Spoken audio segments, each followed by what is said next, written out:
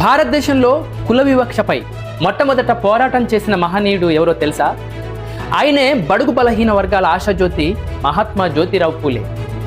గుడి గోపురాల కన్న బడి కావాలని చెప్పి అనగారిన ప్రజల కొరకు పాఠశాల నిర్మించి హక్కుల పోరాటాలకు దిక్కై వెల్లసిండో, మన హక్కుల పోరాటాలకు దిక్కై వెల్లసిండో మన జాతి వెలుగు చుక్కరా జ్యోతిరావు పూలేరా, మన జాతి వెలుగు చుక్కరా జ్యోతిరావు పూలేరా.